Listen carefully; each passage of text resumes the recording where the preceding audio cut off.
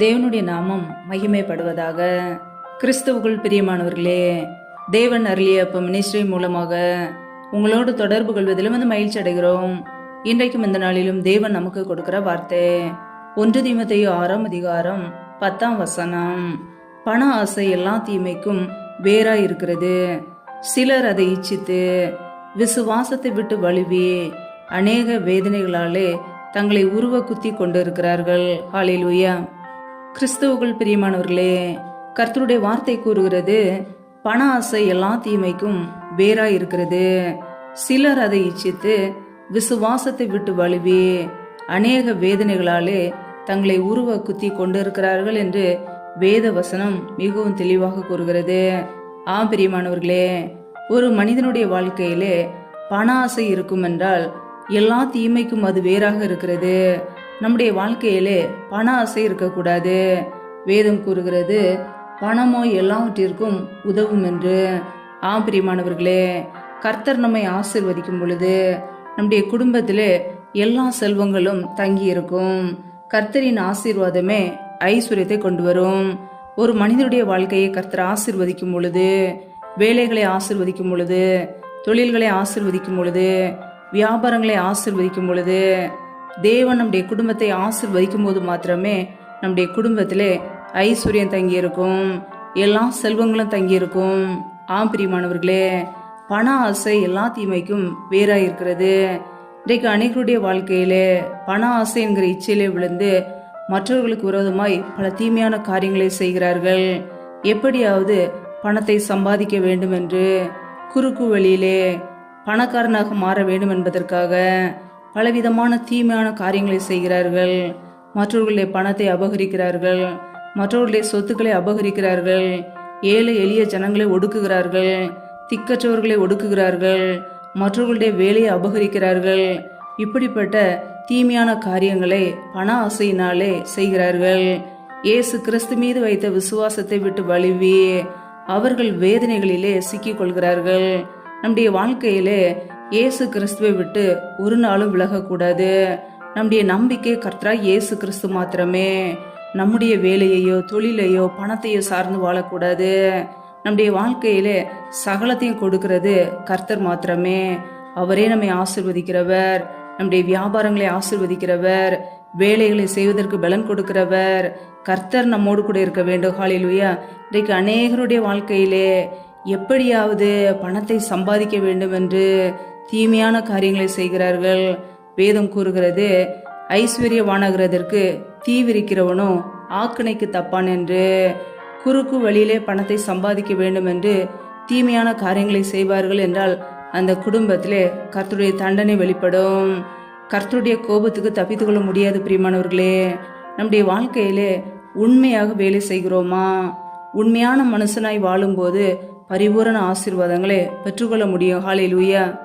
வேதத்திலே நாம் வாசிக்கிறோம், எபிரேயர் 13ஆம் அதிகாரம் 5ஆம் வசனத்திலே, நீங்கள் பண ஆசை இல்லாதவர்களாய் நடந்து உங்களுக்கு இருக்கிறவைகள் போதும் என்று எண்ணுங்கள்.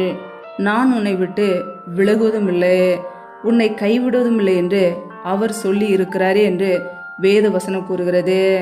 நாம் பண ஆசை இல்லாதவர்களாய் வாழ வேண்டுமாம். அதுதான் தேவனுடைய விருப்பம். தேவன் நம்மோடு கூட இருக்கிறார்.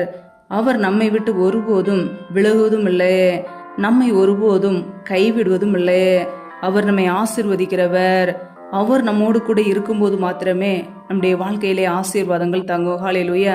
இயேசு கிறிஸ்துவுக்குள் இருக்கும்போது மாத்திரமே நம்முடைய வாழ்க்கை ஆசீர்வதிக்கப்பட்டிருக்கும்.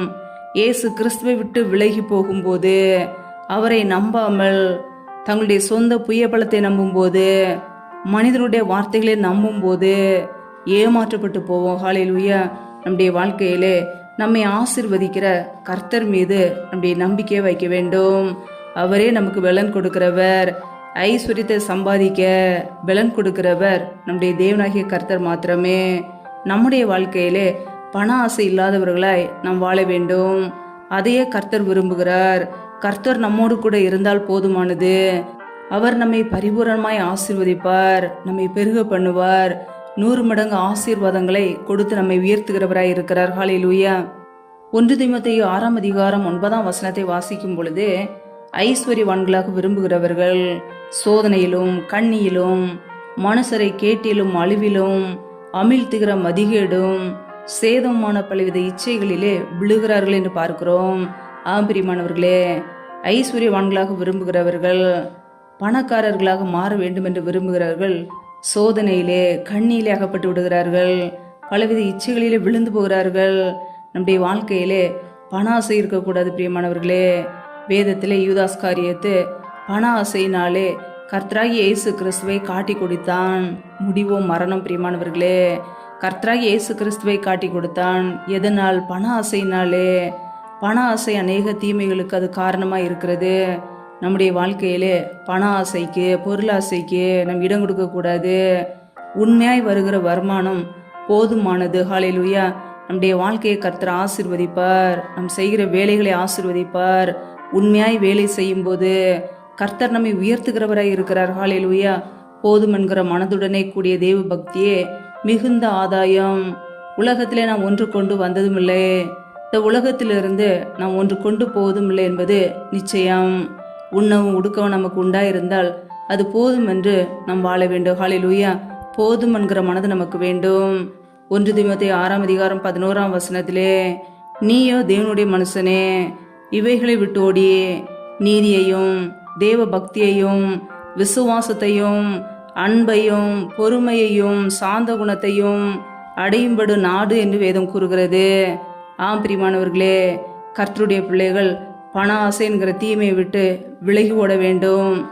நீதியை பின்பற்ற வேண்டும். தேவ பக்தி உள்ளவர்களாய் வாழ வேண்டும். இயேசு கிறிஸ்து மீது வைத்த விசுவாசத்திலே நிலைத்திருக்க வேண்டும். அன்பையும் பொறுமையை நாட வேண்டும். சாந்த குணத்தையும் அடையும்படி நாட வேண்டும். ஹல்லேலூயா. விசுவாசத்தின் நல்ல போராட்டத்தை போராடு. நித்திய ஜீவனை பற்றிக்கொள். அதற்காகவே நீ அழைக்கப்பட்டாய்.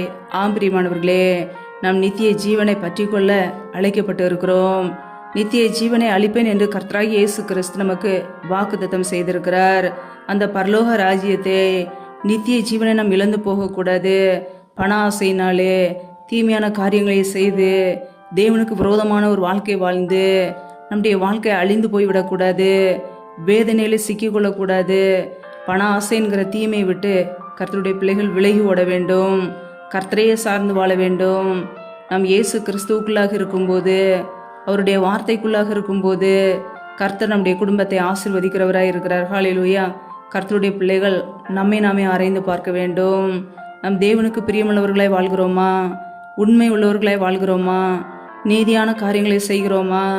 பரிசுத்தம் உள்ள ஒரு வாழ்க்கை வாழ்கிறோமா? தேவனுடைய வார்த்தைக்கு கீழ்ப்படிந்து வாழ்கிறோமா என்பதை ஆராய்ந்து பார்த்து நம்முடைய வாழ்க்கையை சீர்படுத்திக் கொள்வோம். பண ஆசை என்கிற தீமைக்கு இடம் கொடுக்காமல் தேவன் மீது நம்முடைய நம்பிக்கை வைப்போம். அவரே நம்மை ஆசீர்வதிக்கிறவர். கர்த்தரின் ஆசீர்வாதமே நம்முடைய வாழ்க்கையிலே ஐஸ்வர்யத்தை கொண்டு வரும், நன்மைகளை கொண்டு வரும், கிருபைகளை கொண்டு வரும், வரங்களை கொண்டு வரும். ஹல்லேலூயா. கர்த்தர் நம்மோடு கூட இருந்து பெரிய காரியங்களை செய்வார். ஹல்லேலூயா. கர்த்தர் மீது விசுவாசத்தோடு நம்பிக்கையோடு அவரையே சார்ந்து வாழ்வோம். அவர் நம்முடைய குடும்பத்தை ஆசீர்வதித்து உயர்த்துவார். கர்த்தர் தாமே இந்த வார்த்தைகளின்படி உங்களை ஆசீர்வதிப்பாராக. ஆமேன். நம்மை நாமே தேவ சமூகத்திலே தாழ்த்தி அர்ப்பணித்து ஜெபிப்போம். ஜெபம். எங்களை அதிகமாய் நேசிக்கிற எங்கள் அன்பின் பரலோக பிதாவே, மை துதிக்கிறோம், ஸ்தோத்திரிக்கிறோம். அப்பா, இந்த இரவு வேலைக்காக மை துதிக்கிறோம், ஸ்தோத்திரிக்கிறோம். ஒவ்வொரு நாளும் கண்ணின் மணி போல எங்களை பாதுகாத்து கிருபையோடு ஜீவனோடு சுகத்தோடு பலத்தோடு ஆரோக்கியத்தோடு எங்களை வைத்திருக்கிறீர். உமக்கு நன்றி அப்பா. எங்களுடைய தேவைகளை சந்திக்கிறீரே நன்றி.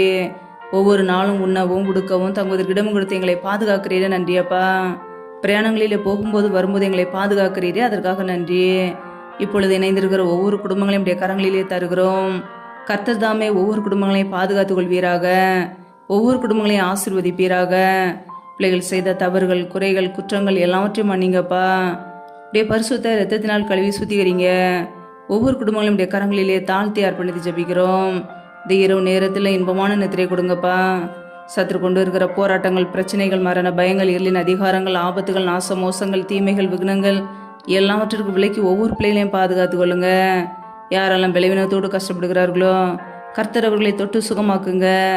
யாரெல்லாம் கடன் பிரச்சனையில உபத்திரவத்திலே கண்ணீரோடு வாழ்கிறார்களோ பிள்ளைகள் வாழ்க்கையில் உள்ள கடன் பிரச்சனையை நீக்கி ஆசீர்வதிங்க.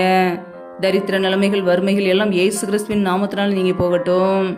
யாரெல்லாம் திக்கற்றவர்களாய் தனிமையோடு வாழ்கிறார்களோ கணவரால் கைவிடப்பட்ட ஒரு நிலைமையில யாருமே இல்லாமல் கஷ்டப்படுகிறார்களோ, கர்த்தர் அவர்களுக்கு உதவி செய்யுங்கப்பா. திக்கற்ற பிள்ளைகளுக்கு நிறைய சகாயர், மனமிறங்கி ஆசீர்வதிங்க. ஒவ்வொரு குடும்பத்தையும் அப்பத்தையும் தண்ணீரையும் ஆசீர்வதிங்கப்பா. யாரெல்லாம் சோர்ந்து போயிருக்கிறார்களோ, நிம்மதி இல்லாமல் கண்ணீரோடு வாழ்கிறார்களோ, கர்த்தர் அந்த குடும்பங்களை ஆசீர்வதிங்க. யாரெல்லாம் வேலை இல்லாமல் கஷ்டப்படுகிறார்களோ, பிள்ளைகள் படிப்பு கேட்ட நல்ல வேலைகளை ஏற்படுத்தி கொடுங்க. யாரெல்லாம் திருமணமாகி நீண்ட நாட்களாக குழந்தை இல்லாமல் குழந்தைக்காக காத்திருக்கிறார்களோ, கர்த்தர் அவர்களை ஆசீர்வதிங்கப்பா.